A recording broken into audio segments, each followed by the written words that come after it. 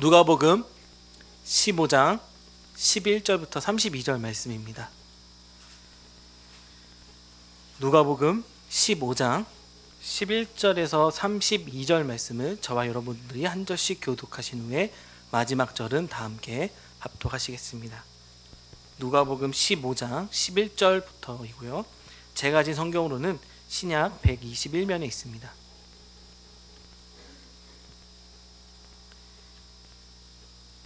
또 이르시되 어떤 사람에게 두 아들이 있는데 그 둘째가 아버지에게 말하되 아버지여 재산 중에서 내게 돌아올 분깃을 내게 주소서 하는지라. 아버지가 그 살림을 각각 나눠 주었더니 그 후 며칠이 안 되어 둘째 아들이 재물을 다 모아가지고 먼 나라에 가 거기서 허랑방탕하여 그 재산을 낭비하더니 다 없앤 후 그 나라에 크게 흉년이 들어 그가 비로소 궁핍함지라. 가서 그 나라 백성 중 한 사람에게 붙여 사니 그가 그를 들로 보내어 돼지를 치게 하였는데 그가 돼지 먹는 쥐염 열매로 배를 채우고자 하되 주는 자가 없는지라. 이에 스스로 돌이켜 이르되 내 아버지에게는 양식이 풍족한 품꾼이 얼마나 많은가. 나는 여기서 주려 죽는구나. 내가 일어나 아버지께 가서 이르기를 아버지 내가 하늘과 아버지께 죄를 지었사오니 지금부터는 아버지의 아들이라 일컬음을 감당하지 못하겠나이다. 나를 품꾼의 하나로 보소서 하리라 하고 이에 일어나서 아버지께로 돌아가니라.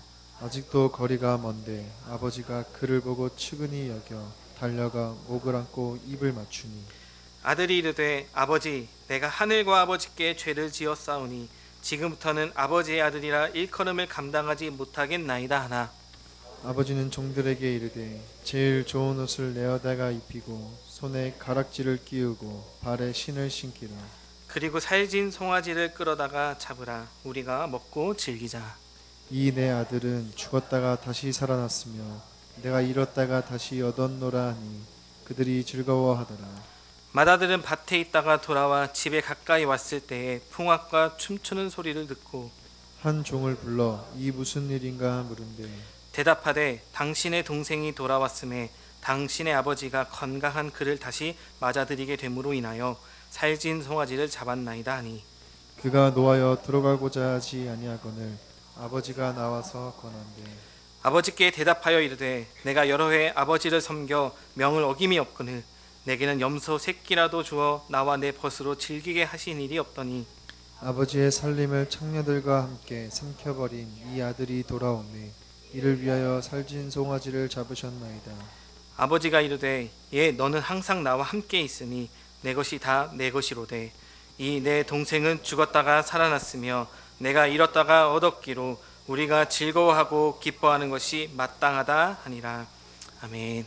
우리 박종훈 선교사님 나오셔서 말씀 전해 주시겠습니다.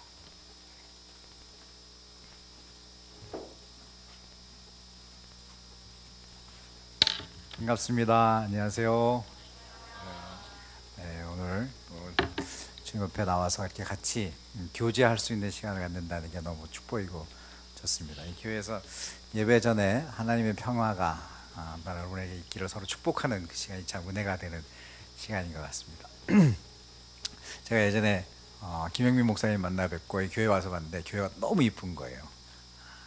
목동이 좀 가까우면 여기 오면 좋겠다 이런 생각이 들 정도로 그래서 오늘 목동에 있는 또 어떤 한 자매도 제가 여기 와서 같이 예배 드리자 그래서 같이 예배를 지금 드리고 있는데 시편에 이런 말씀이 있습니다.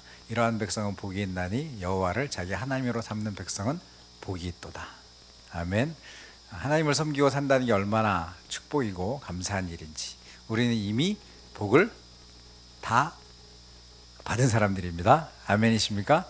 네, 에베소서 1장에 보면 하늘에 속한 모든 신령한 복을 너에게 복 주었다 이런 표현이 나와요. 복을 주실 거다가 아니라 이미 복 주셨다. 그러므로 우리는 이미 복을 다 받았다 이런 거죠. 그래서 덤으로 하나님의 나름 나머지 것들은 하나님의 축복이다 이런 생각이죠. 그래서 우리 이미 복 받은 사람입니다. 우리 옆 사람하고 한번 그렇게 인사할까요? 우리는 복을 다 받은 사람입니다. 이렇게.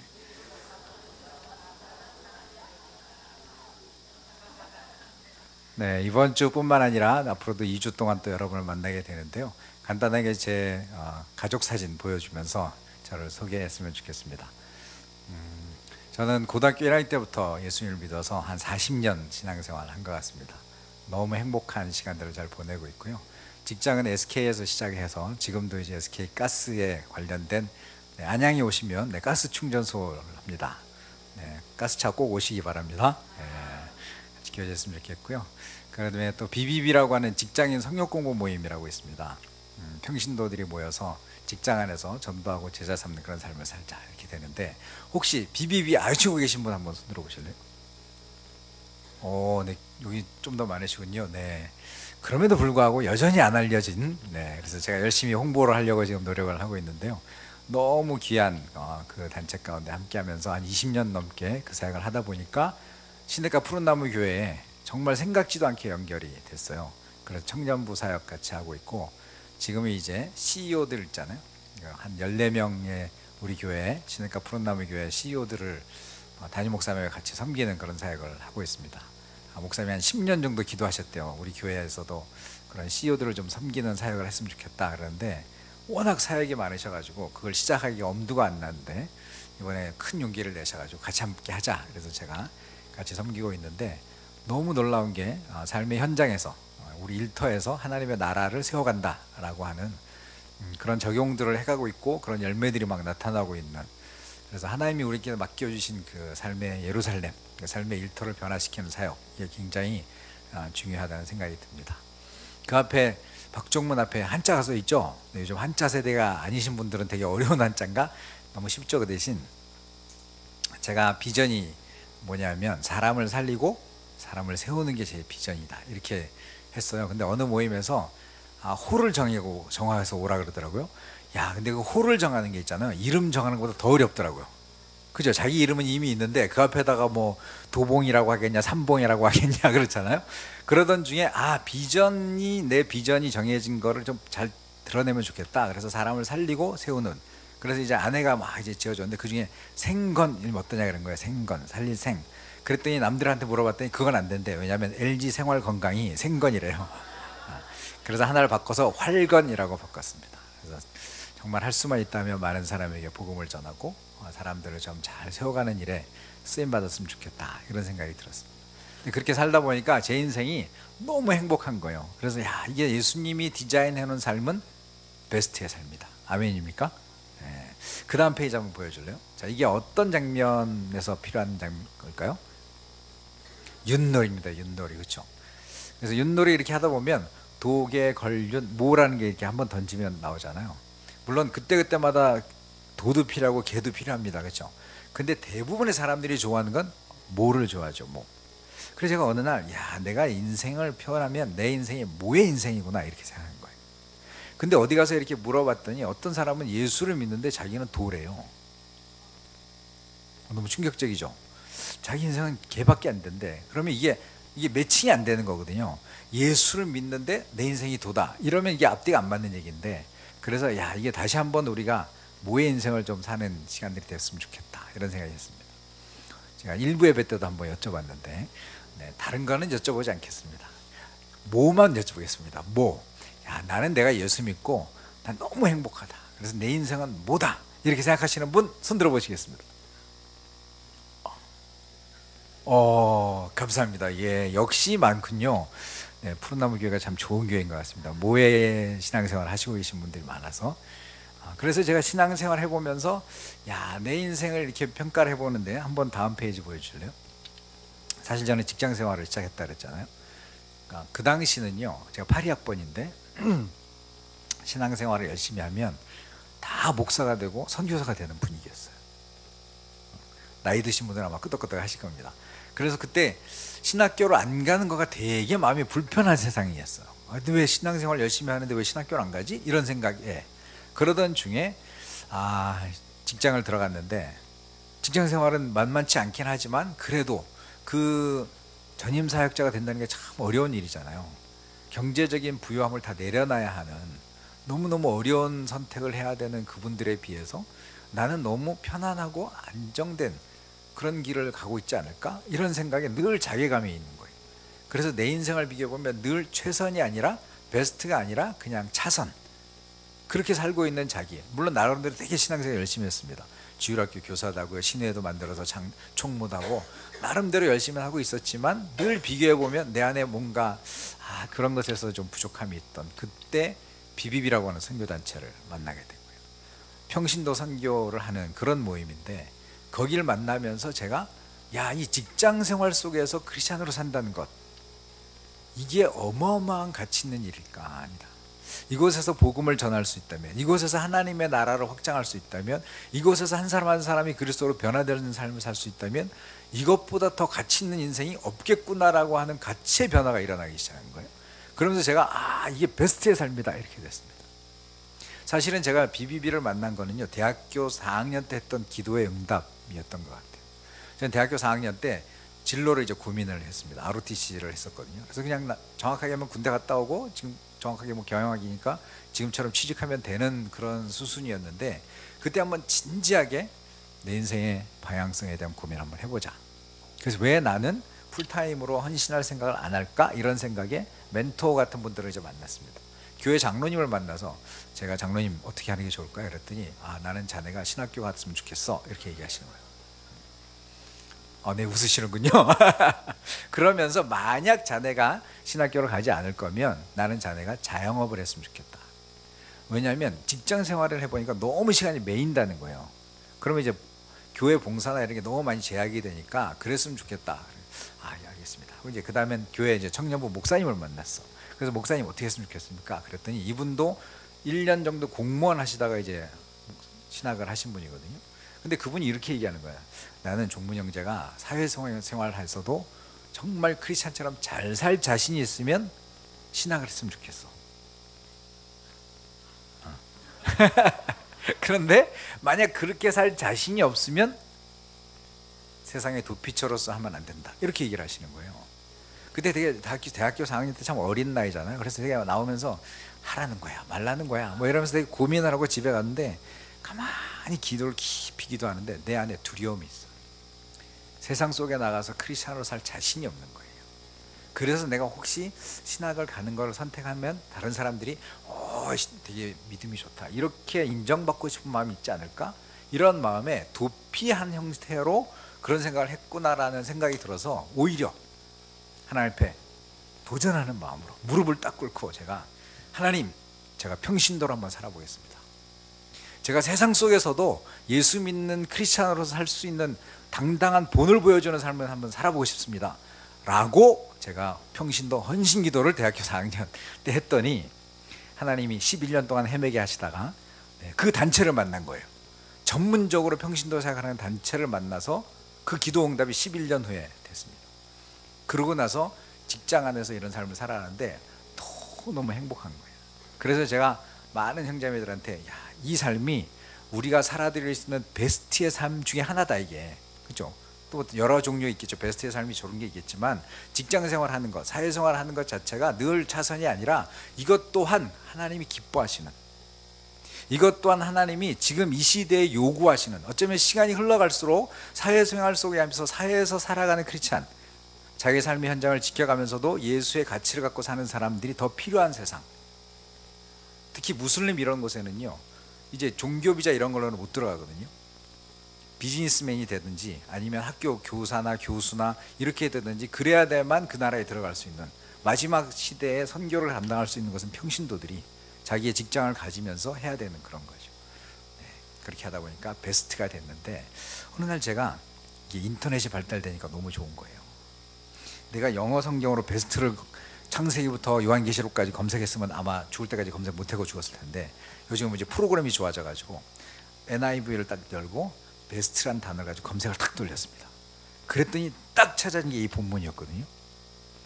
자, 여기 중에서 오늘은 한글로 읽었지만 영어로 스스로 번역하셔가지고 오늘 읽었던 본문 중에 베스트란 단어가 어디 들어있을까요?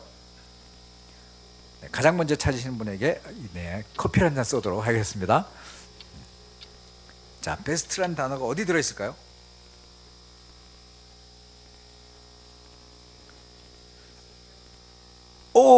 네, 역시 공부 잘하시는 분 앞에 왔는데, 네, 맞췄습니다. 야, 영어가 바로 돌아가시는군요. 제일 좋은 옷 할 때 제일 좋은 이 베스트예요. 베스트 로브라고 되어 있거든요.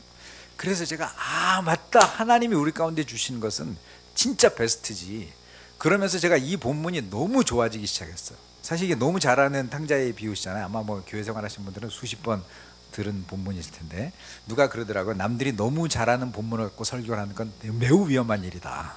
제가 오늘 되게 매우 위험한 본문을 가지고 여기 섰는데, 제가 이 본문을 너무 좋아하게 된 거예요. 그래서 하나하나 이제 묵상해 가면서 너무 은혜를 받아서 오늘 같이 나누고 싶어서 왔는데요. 첫 번째는, 자, 주인공이 잘 아시는 것처럼 둘째 아들이잖아요.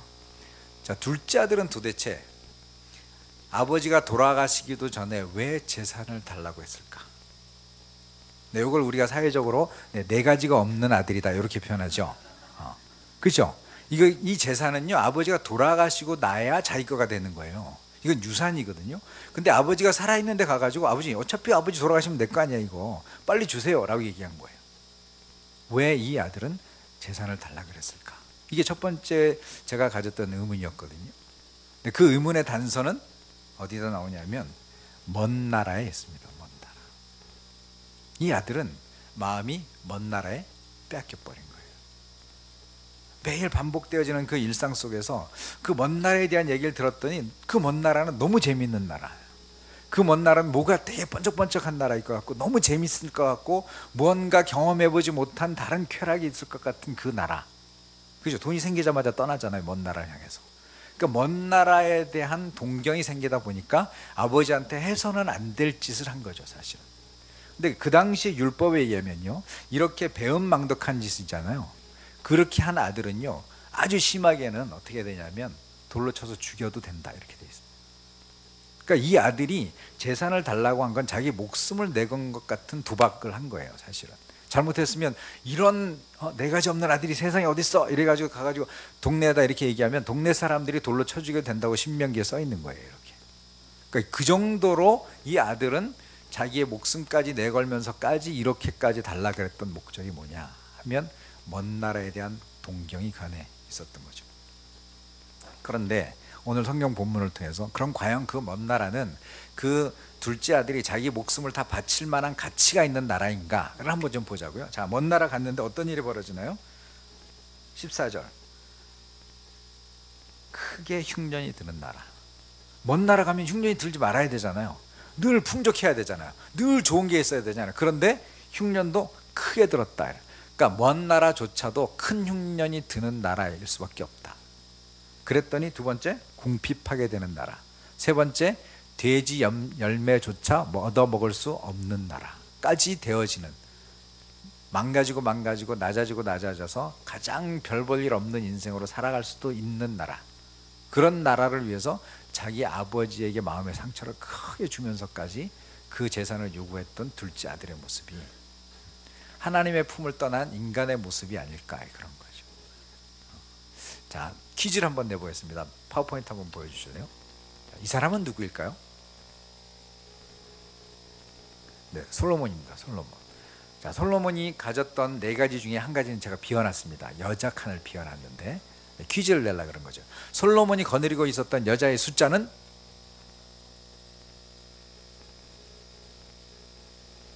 네, 일부랑 똑같네요. 형제들이 조용하고 자매님들이 맞히세요. 이거는 형제들이 맞춰야 될 구절이거든요. 왜냐하면 성경 읽다가 이 구절 보면 너무 은혜 받지 않아요?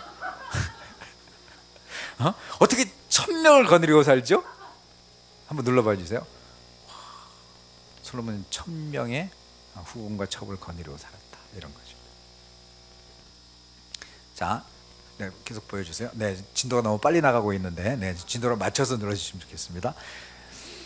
그러니까 솔로몬이 추구했던 그 네 가지가 이렇게 정리가 되어 있잖아요. 이 네 가지는요, 시대가 좀 달라졌을 뿐이지 사람이 갖고 싶어하는 모든 것을 총망라한다, 이렇게 보겠죠.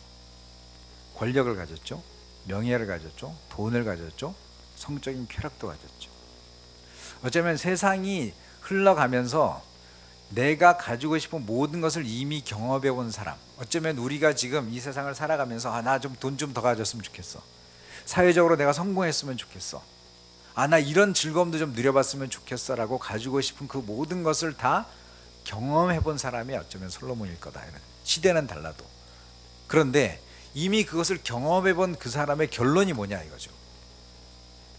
결론이 뭐죠? 헛되고 헛되며 헛되고 헛되니 모든 것이 헛되도다 이렇게 했습니다. 네, 아마 저 방송실에서 미리 컨닝을 할 수 있도록 드려드렸는데, 네, 영어로 뭐라고 표현되어 있었나요? 컨닝을 하신 분들? 네, 역시 눈이 좋으십니다. 네, 영어로 헛되다가 미닝리스라고 써있는 게 전 굉장히 충격이었어요. 의미 없다, 의미 없다. 필요한 건 하죠, 그렇죠? 있으면 좋은 거긴 해요. 그러나 그것이 내 생을 다 바칠 만큼 가치 있는 일이냐 이런 거죠. 내 목숨을 걸어도 될 만큼 의미 있는 일이냐라고 할 때 솔로몬은 다 경험해보고 나서 내린 결론이 다 의미 없는 일이었어, 이렇게 얘기하는 거죠. 그래서 전도서 12장에 가면 결론을 뭘로 내리죠? 내 창조주를 기억해라.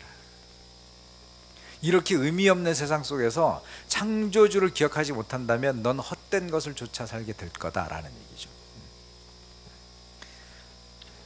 파스칼이라고 하는 철학자가 있었습니다. 그 사람 이런 얘기를 하는 거예요. 사람 속에는 공간이 주어져 있다. 그래서 공간을 채우기 위해서 살고 있는 것인지도 모르거든요. 근데 저는 이제 옛날에 생각할 때, 야, 이 몸속에 공간이 얼마일까? 여기서 요만할 거 아니에요. 그러면 요거 채우는 건 쉽다고 생각하는 거죠. 근데 어느 날 어느 설교에서 목사님이 말씀하시기를 그 공간은 무한한 공간이라는 거예요. 이해되시죠? 무한한 공간에 이런 유한한 것들을 집어넣어 봐야 아무런 표시도 안 나는 거예요. 그러니까 사람들이 이 무한한 공간에 돈으로 채워보고 권력으로 채워보고 그 다음에 뭐 성적 그런 쾌락으로 채워보려고 해봐야, 요즘 뭐 버닝썬 사건이 뭐니 다 그거 보면 요즘 우리나라가 마약이 막 이렇게 보는 거 보세요. 그 사람들이 왜 마약을 할까요? 더 쾌락을 누리고 싶어서 그런 거잖아요. 근데 그것에서 못 벗어나는 이유는 계속 해봐야 더 강도가 높아져야 된다는 얘기거든요. 그 쾌락으로 채워지지 않는다는 거예요. 빈 공간에, 무한한 그 공간에 그런 의미 없는 것들을 채워봐야 안 채워진다 이런 거거든요. 근데 파스칼은 말하기를 그 공간은 하나님이 만들어 놓은 공간이라는 거예요. 그 공간은 무한 공간이기 때문에 여기에는 그러면 어떤 존재가 들어와야 되냐? 유한한 게 들어와야 될까요? 무한한 게 들어와야 될까요? 네, 무한한 게 들어와야, 논리적으로 맞는 말이죠. 무한한 공간에는 무한한 게 들어와야만 꽉 채워지는 거예요. 그러니까 무한하신 하나님, 무한하신 예수 그리스도가 내 안에 들어올 때만 비로소 나는 꽉 채워졌습니다. 나는 충만합니다. 나는 충분합니다. 예수님 한 분만으로 나는 만족합니다라는 고백이, 그분이 무한하신 분이기 때문에 그 무한하신 분이 내 안에 들어와야 무한한 공간이 꽉 채워지고 더 이상 나는 어떤 것이 없어도 살 수 있습니다 라고 고백하게 된다는 거죠. 자, 우리 안에 예수 그리스도가 들어오신 게 너무 축복입니다. 내 무한한 공간이 더 이상 다른 것으로 꼭 채우려고 막 불나방처럼 살지 않아도 예수님 한 분만으로 나는 만족할 수 있습니다 라고 고백하게 되는 거죠. 다음 페이지 한번 보여주실래요? 이분은 누구랑 닮았습니까?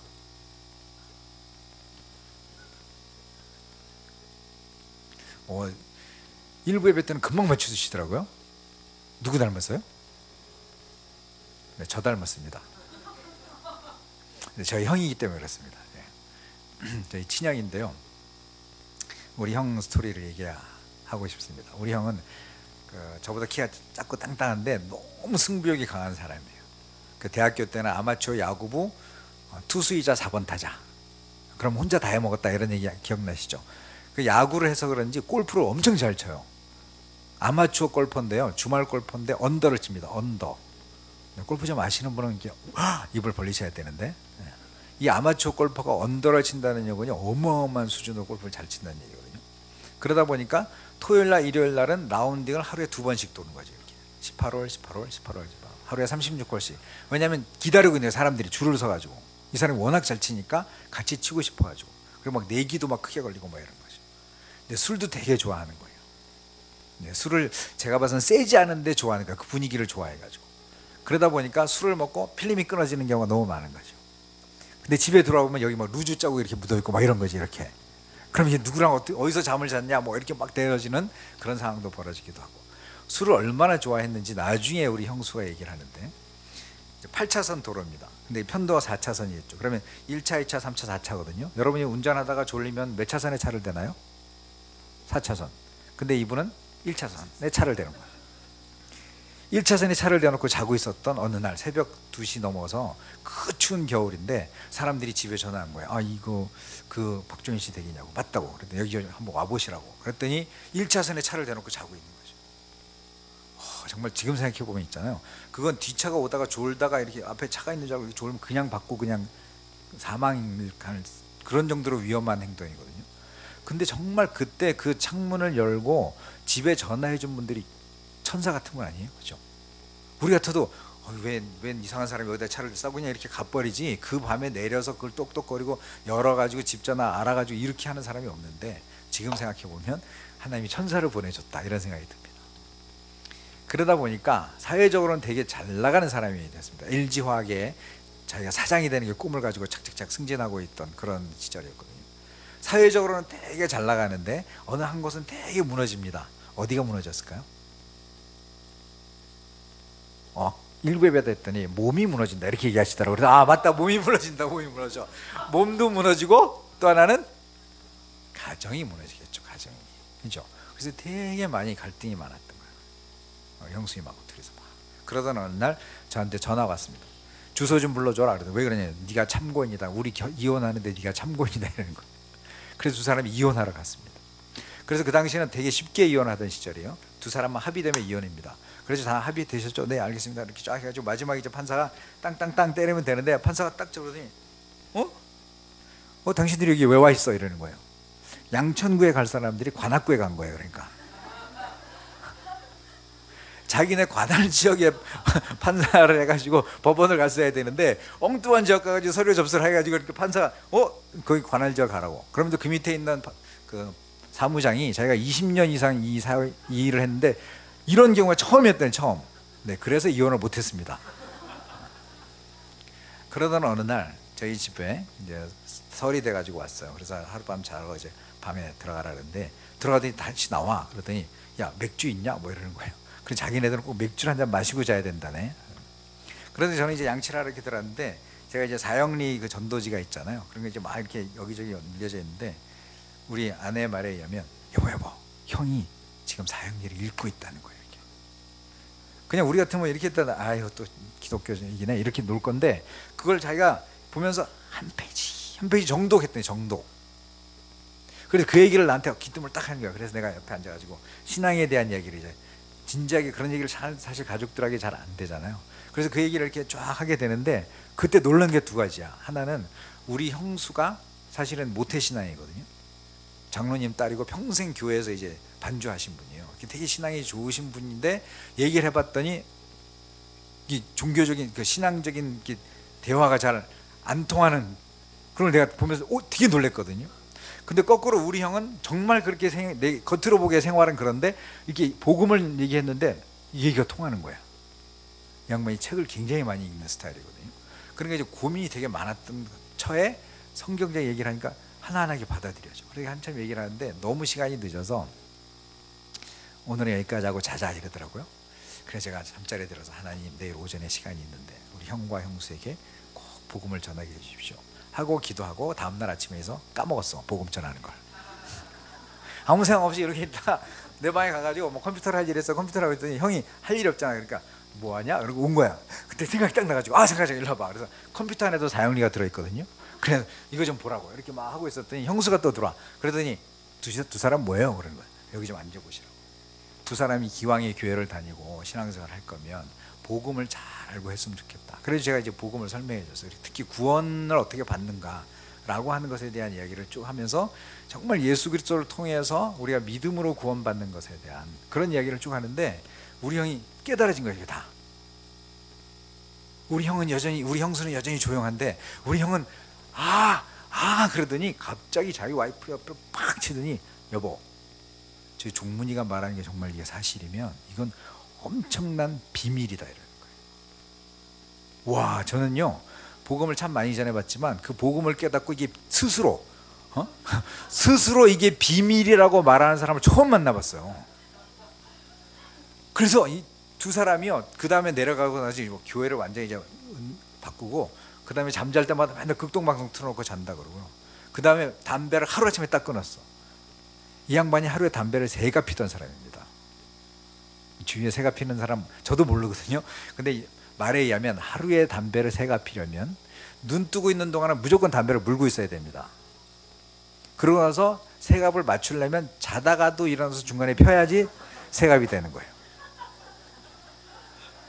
그래가지고 얼굴이 항상 이렇게 까무잡잡하고 막 이렇게 막 그랬는데, 자, 요 얼굴이 담배를 끄는 뽀얀 얼굴입니다. 이게 뽀얘 보이죠? 나는 우리 형 얼굴이 저렇게 뽀얄 수 있다는 걸 처음 알았어.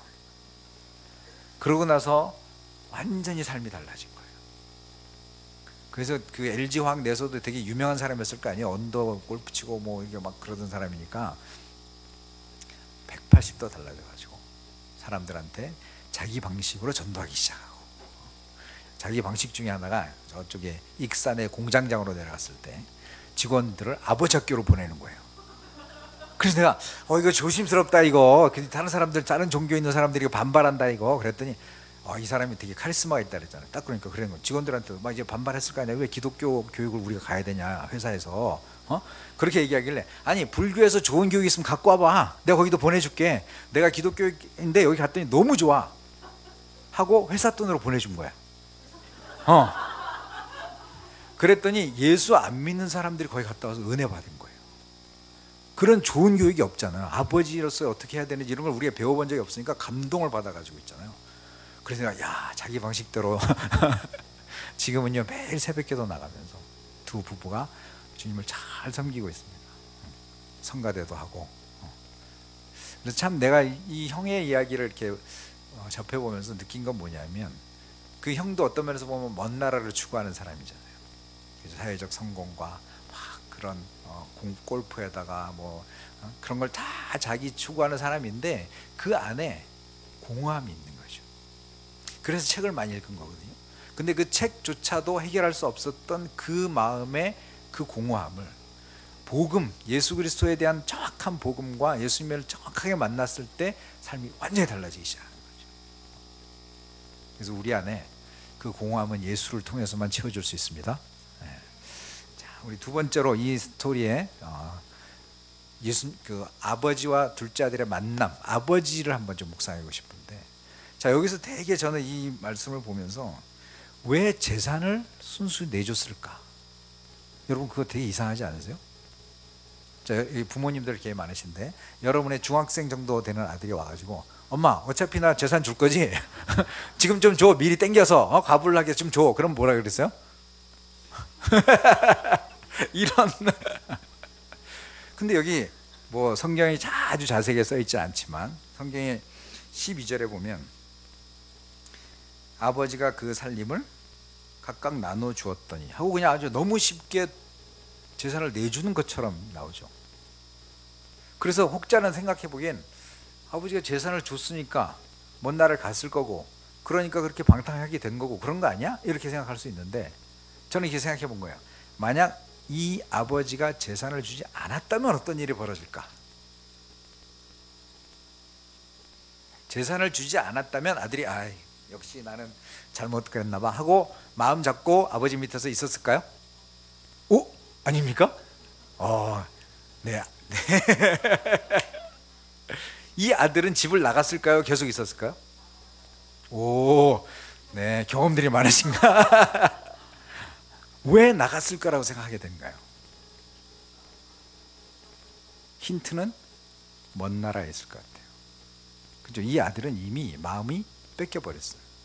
그러니까 그 당시에 목숨을 내거는 수준까지 무례하게 재산을 요구했을 거 아니에요. 그렇죠? 그렇게 마음에 뺏기지 않았다면 그렇게까지 안 했을 건데, 이 사람은 이미 완전히 나는 무조건 가야 돼. 그러다 보니까 아버지한테 내가 돌에 맞아 죽는 한이 있어도 아버지 재산 좀 내놓으셔. 근데 이제 여기서 이제 스토리를 한번 생각해 보자고. 재산 안 줬어. 그런데 나가. 그런데 이 아들이 순수히 아무 빈털터리로 나갔다. 1번. 2번. 몰래 아버지 거 훔쳐서 나갔다. 2번. 3번. 아버지를 살해하고 빼앗고 나갔다. 3번. 네. 2번. 네. 요즘 세상은 3번도 있는 세상이죠. 그죠?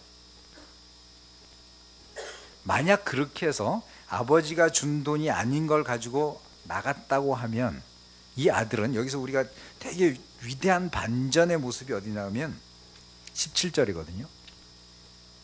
이에 스스로 돌이켜 아버지 집에 돌아가야 되겠다. 만약 그 아버지가 재산을 주지 않았다면 스스로 돌이켜 집에 돌아갈 생각이 들까요, 안 들까요? 안 들었을 거라는 생각이 들어요. 왜냐하면 아버지는 그까지 돈이 뭐가 중요하다고. 그래, 아버지 돈 갖고 살아. 집에 돌아가 봐야 또 자기는 아버지의 마음을 아프게 한 아들밖에 안 되잖아요. 그렇죠? 그 소위 말해서 요즘 꼰대라고 그러잖아요. 그렇죠? 아버지는 꼰대야 이렇게 생각하고 아버지 집에 돌아갈 생각을 하지 않았을 거라는 거예요.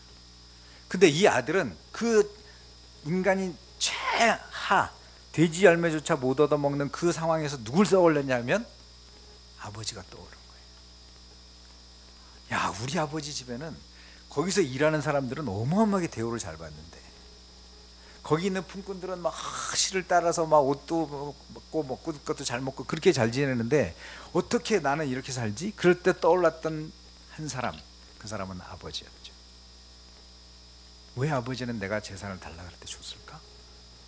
그러면서 그 아버지의 넉넉함, 아버지의 그 사랑이 생각나니까 내가 돌아가야 할 마지막 곳은 아버지 품이구나. 그 생각을 해서 돌아올 수 있게 됐다는 거거든요.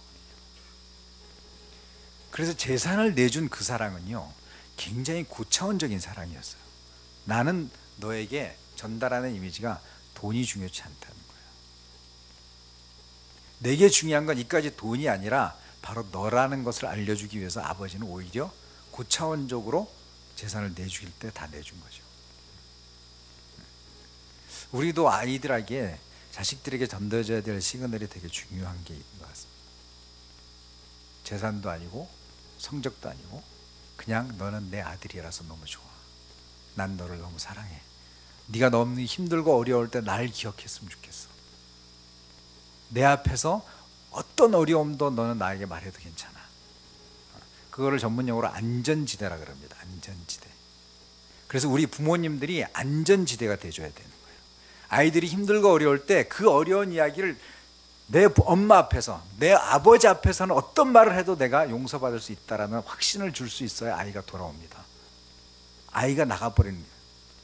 어떤 경우는 이런 경우가 있습니다.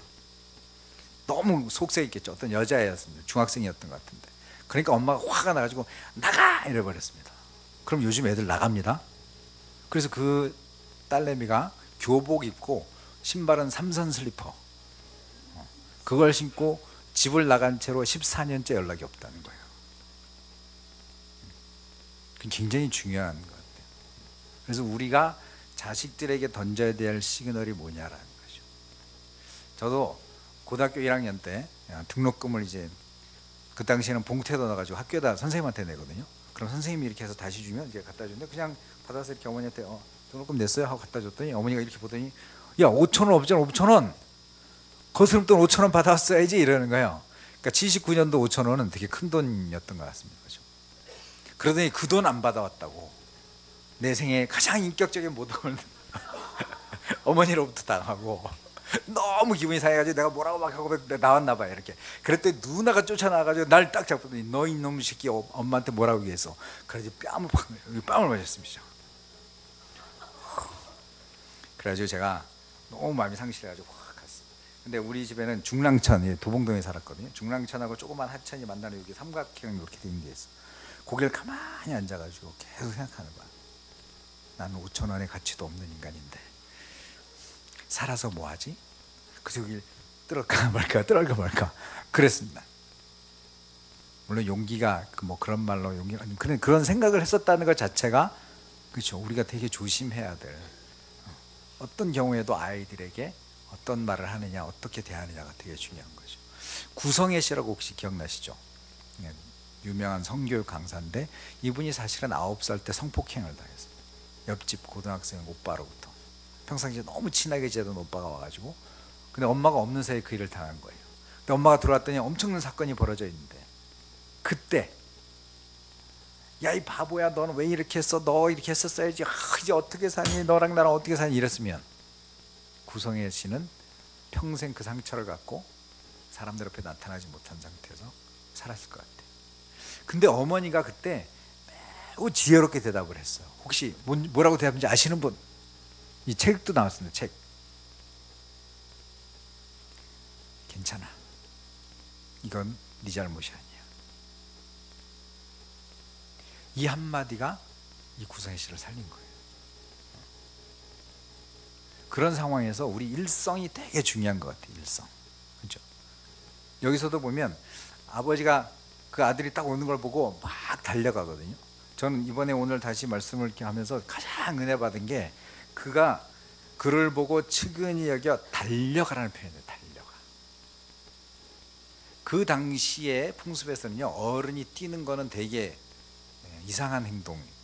어른은 항상 천천히, 젊은 애들이 이렇게 뛰어야 되죠. 근데 이 아버지가 그 아들을 보고 막 달려가는 그 장면이 제가 은혜를 너무 많이 받았어요. 그래 딱 보고 만났는데 목을 껴안고 입을 맞추고 막 그런데 아버지가 아무 말이 없는 거예요. 여러분이면 그 아들을 만났을 때 어떻게 얘기했어요? 야, 도대체 이게 뭐야? 너 돈 어딨어? 돈! 너 돈 어떻게 하고 이렇게 됐어? 그 한마디가 아마 큰 상처가 됐을 수도 있어요. 근데 이 아버지는 아무 말 하지 않습니다. 저희 큰딸이 초등학생 때 운동회 다녔대요. 운동회. 엄마가 큰 맘 먹고 그 당시에 10,000원짜리 머리핀을 사줬습니다. 이렇게. 근데 운동회 하느냐고 뭐 이렇게 하는데 보니까 핀이 없어진 거지. 하루 하고 나갔는데 하루 만에 잃어버린 거예요. 그 비싼 걸. 근데 얘는 집에 들어와서 굉장히 혼날 줄 알았다는 거예요. 근데 우리 아내가 아주 지혜롭게 말했습니다. 아, 괜찮아. 머리핀만 잃어버렸지 우리 한난 안 잃어버렸으니까 괜찮아. 이렇게. 근데 이 이야기를 20년 정도 흐른 후에 이 아이가 이야기를 합니다. 그때 난 되게 놀랬대. 자기는 되게 혼날 줄 알았대요. 어떻게 친칠맞게 그렇게 그 비싼 거를 그렇게 잘 관리 못하고 뭐 잃어버리고 와 여자애가 뭐 어쩌고 그랬을 거라고 자기는 혼날 거라고 생각했는데 엄마가 혼내지 않고 오히려 괜찮다 그래준 거예요. 그게 자기한테 되게 따뜻한 엄마의 사랑이 느껴졌다 이런 얘기를 하더라고요. 우리도 아이들이나 다른 사람에게 대해서 내 가치가 어디 있느냐 이게 되게 일성이 되게 중요한 것 같아요. 일성. 여기서도 보면 아들은 아버지한테 가가지고 나는 그냥 품꾼이 되겠습니다 이러잖아요. 아들이라 내가 감히 아들이라고 못하겠습니다 그러는데 그 아버지는 무슨 말이야? 이게 생략된 말이에요. 무슨 말이야? 넌 내 아들이야. 넌 네가 어떤 형태로 돌아왔든지 나한테 너는 내 아들이야 라고 하면서 그 아버지가 3가지를 말하잖아요. 사람들에게 가가지고 가장 좋은 옷을 가져와라. 그래서 그 가장 좋은 옷은 그 당시에 그 명예를 나타낸다 이렇게 얘기하더라고요. 그래서 훈장이 없던 시절이니까 어떤 사람한테 가장 좋은 것을 하사할 때 옷을 하사한다는 거예요. 이렇게 바로가 요셉한테 줄 때도 옷을 주는 장면이 나오거든요. 그런 것처럼 그 아버지로서 아들에게 가장 좋은 옷을 입힘으로써 그 사람의 명예를 회복하는 거고요. 그 다음에 반지가 나오잖아요. 이 반지는 인장입니다. 인장, 도장이에요. 여기 배너 보면은 왜 배너가 그 양아들이 되잖아요. 양아들이 됐을 때 그 집안에 문양이 들어있는 반지를 주거든요. 이 반지를 가지고 중요한 문서 때마다 이걸로 도장을 찍습니다. 그러니까 아들에게 가락지를 줬다는 건 아들로서의 권위를 그대로 인정해줬다 이런 얘기예요. 그 다음에 신발은 그 당시에 노예들은 종들은 신발을 못 신게 돼 있어요. 신발 안 신었답니다. 근데 신을 신겼다는 이야기는 너는 종이 아니야. 너는 내 품꾼이 아니라 내 아들이야 라는 거죠. 그래서 이 3가지를 그 아버지가 준비했다는 얘기는 이 아들을 아들로서 받아들이고 아들로서 모든 권세를 인정하고 권위를 회복하는 그런 사건이 되는 거죠. 그러다가 또 이제 인터넷이 너무 고마운 세상, 우리가 인터넷을 잘 활용하면 아주 좋은 세상이 됩니다. 제가 너무 이 장면이 좋아가지고 이제 탕자의 비유 뭐 이렇게 해서 검색을 하는데 떡하니 그림이 하나 뜬 거예요. 그림 한번 보여주세요. 자, 이게 누가 그린 그림인지 혹시 아세요? 네, 렘브란트라고 하는 유명한 작가가 그린, 거의 인생의 말년에 그린 최고 유명한 그림 중에 하나. 이 그림이 얼마나 유명하냐 봤더니 그 헨리 나우엔이라는 분이 있잖아요. 그분이 하버드 교수일 때 이 그림을 본 거야. 그래서 일단은 뭐 인터넷을 봤더니 뭘 보다가 실제로 이 실물이 있는 미술관까지 찾아가서 이 앞에 가면서 가만히 해서 몇 시간을 이 그림을 묵상하고 딱 돌아와서 하버드 교수를 딱 그만두고 지체 장애인들이 있는 그 공동체에 가서 평생 죽을 때까지 섬겼다 이런 겁니다. 그러니까 그 정도로 아주 영감이 있는 그림인데 저는 이 그림을 보고 야, 진짜 이제 화가라는 사람들이 정말 천재구나, 천재, 그런 생각이 됐습니다. 자, 이 그림에서 아버지의 사랑을 나타내는 비밀이 어디 있는지 혹시 아세요? 이 그림을 아시는 분들 한번 다시 눌러봐 주세요. 이 그림의 비밀의 첫째는 손에 있습니다. 손. 한번, 네. 자, 여기 손에 보면 양쪽 손이 같은가요? 다른가요? 우리가 보기 오른쪽 손은 되게 투박한 남자 아버지의 손을 나타내요. 그래서 그 아버지는 우리를 막아주고 나쁜 것으로부터 보호해주고 그런 권세가 있는 아버지의 모습이고요. 오른쪽 우리가 볼 때 왼쪽 손은 엄마의 손을 말해요. 따뜻하고 보드름어주고 보살펴주는 엄마의 손. 그래서 렘브란트는 하나님이 우리 가운데 어떤 분인가를 저 손을 통해서 나타내고 싶었던 거죠. 우리를 보호해주고 우리를 섬세하게 돌봐주는 아버지의 하나님의 사랑을 표현하고 싶어서 저렇게 했고요. 또 하나는 눈에 또 비밀이 있다고. 자, 아버지 눈을 보니까 어떠세요? 정상적인가요? 한쪽이 일그러져 있죠. 아들이 저기서 멀리서 오는데 그걸 먼저 본 사람은 아버지예요, 아들이에요? 아버지가 먼저 왔다고 성경에 나옵니다. 거리가 먼데 아버지가 보고. 그래서 아버지는 늘 그러면 어떻게 아들이 오는 줄 알았을까? 늘 그 언덕에 서서 아들이 오는 저 모퉁이를 쳐다보고 있었다. 매일매일, 매 순간. 그 멀리 쳐다보면서 그 아들을 생각할 때마다 눈물이 흘러서 눈이 짓물러져서 눈이 한쪽이 멀었던 아버지. 우리를 기다리고 있는 하나님의 사랑을 렘브란트는 저 눈을 통해서도 표현하고 싶었다. 기다리고 있는. 근데 그 아버지가 그 아들을 만나서 막 달려가서 안고 목을 껴안고 입 맞추고 울고 있는 그 하나님의 사랑을 우리가 한번 생각해 볼 때 우리가 돌아가야 할 곳은 하나님의 품밖에 없습니다. 저는 최근에 에베소서를 묵상하면서 기도를 하는데 에베소서에서 하나님이 창세전에 우리를 선택하사 자기 백성으로 삼으셨는데 그것을 너무 기뻐하셨다 이런 표현이 나오는 거예요. 근데 제가 하나님께 걸으면서 기도를 하면서 하나님 도대체 나 같은 인간을 당신의 아들로 삼는 게 뭐가 그렇게 기쁘신 일이냐고. 뻑하면 패역하고 뻑하면 거짓말하고 뻑하면 죄짓고 있는 이런 모습이 뭐가 좋아서 당신의 자녀 삼기를 기뻐하시냐고 내가 그러면서 제가 막 그랬거든요. 우리는 성경에서 이스라엘 백성들이 패역하게 볼 때마다 어떻게 이럴 수 있냐고 그러지만 사실 그 모습이 내 모습이잖아요. 그럼에도 불구하고 하나님은 그 아들 내가 너희들을 내 자녀 삼는 것 내가 너무 기쁘다고 말하는 그 아버지, 그 하나님이 우리 아버지 된다는 게 너무 감사한 일입니다. 자, 이제 탕자의 위에 이제 클라이막스, 첫째 아들을 보래요. 첫째 아들이 이제 바깥에서 일하다가 들어왔는데 갑자기 막 시끄러운 거예요. 잔치가 벌어졌죠, 잔치. 그래서 왜 그러냐 그랬더니 이제 동생이 들어왔습니다. 근데 만약 여러분이 큰 아들이라면 그 소식을 듣고 어떻게 반응해야 될까요? 동생이 들어왔어, 동생. 그래 막 가가지고 막 해가지고 아버지랑 셋이서 스크럼 짜고 막 이렇게 들면서 울면서 아버지 이제 살았어, 아버지 이제 살았어. 아버지가 병났을 거예요, 그죠? 동생이 들어오면 그 동생을 붙잡고 막 같이 울면서 같이 기뻐해야 되는 게 정상적이잖아요, 그죠? 지난 주일 목사님 설교를 제가 한번 들었더니 그 형제들이 같이 잘 지내는 게 부모를 기쁘게 하는 일이라 그렇게 해서 설교를 하셨더라고요, 그죠? 딱 이 장면 갖고 얘기하시더라고요. 당연히 동생이 살아서 들어왔으면 그 형이 가가지고 막 기뻐하면서 이렇게 해줘야 되는데 어떻게 그 동생이 살아온 게 중요치 않아, 그죠? 어떻게 아버지가 그럴 수 있냐. 아버지가 나한테는 아무것도 준 게 없으면서 나한테는 즐기라고 염소 새끼 한 마리 안 줬는데 저렇게 화랑방탕하고 장녀한테 가가지고 그렇게 한 놈이 돌아왔는데 무슨 잔치를 잡아 송아지를 잡았다고 하나님에 대한 원망을 갖고 있잖아요. 근데 여기서 과연 그게 맞는 말인가 한번 생각해 봅시다. 과연 아버지는 이 아들에게 아무것도 준 게 없나? 맞습니까, 틀립니까? 준 게 어마어마하게 많습니다. 자, 그 구절을 12절 한번 다시 볼까요? 자, 둘째 아들이 내게 돌아올 분깃을 내게 주소서 하는지라 아버지가 그 살림을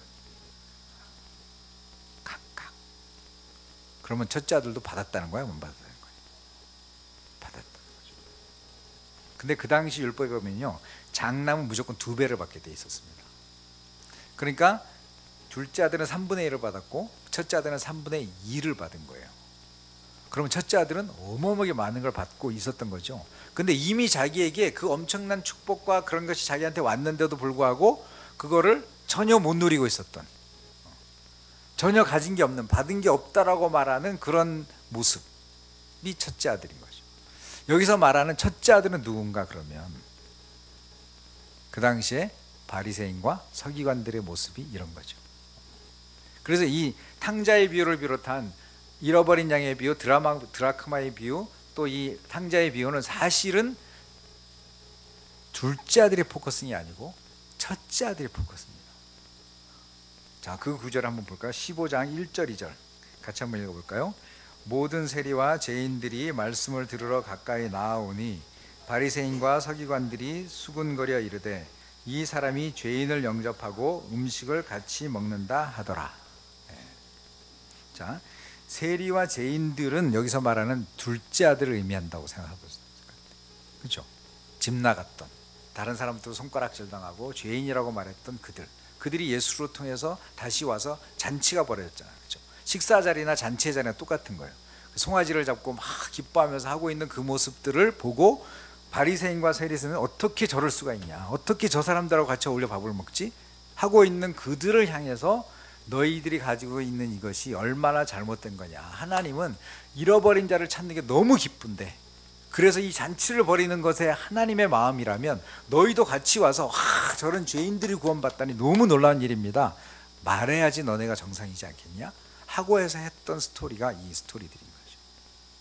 그래서 이 첫째 아들의 모습은 어쩌면 우리 종교인들의 모습일 수도 있겠다는 생각이 들어요. 신앙생활 되게 열심히 하는데, 되게 뭔가 막 하고 있는데 그 안에 기쁨이 없어. 그 안에 하나님의 마음이 없어. 그 안에 잃어버린 자들에 대한 영혼이 없는 사람들의 모습이 바로 이 첫째 아들의 모습, 바리새인과 서기관의 모습이 아닌가. 어쩌면 우리도 신앙생활 열심히 하고 있다고는 하지만 내 안에 나밖에 없어. 나밖에.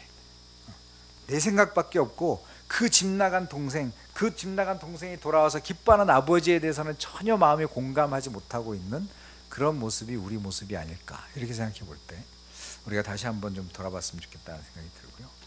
특별히 웨스트민스터 소요리 문답에 보면 사람이 제일 되는 목적이 무엇입니까? 여러분 많이 들어보셨죠? 그럴 때 하나님을 영화롭게 하는 것과 영원토록 그를 즐거워하는 것이 사람의 존재 목적이다. 그럴 때 하나님을 영화롭게 한다는 것은 하나님을 하나님으로 인정하고 하나님이 내 삶을 통해서 드러나시도록 사는 삶. 그런데 그 뒤에 사실은 저는 이걸 굉장히 많이 교육을 받았거든요. 근데 앞에 것만 교육받았어요. 맨날 하나님을 영광에 돌리고 하나님을 영화롭게 하고, 그럼 약간 좀 부담도 좀 있잖아요. 그죠?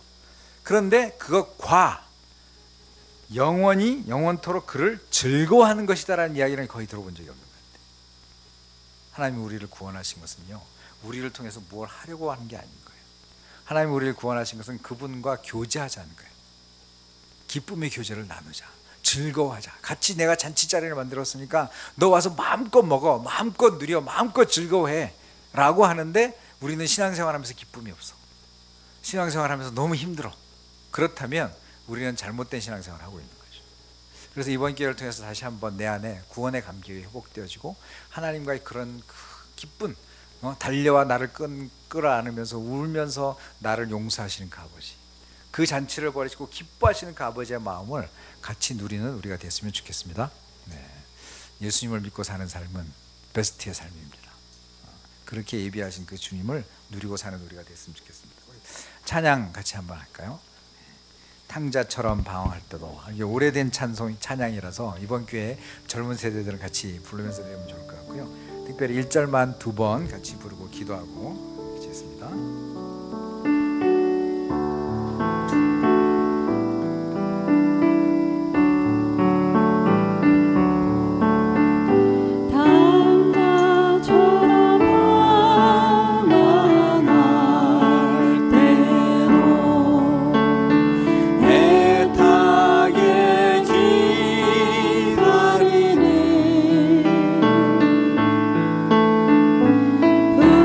부르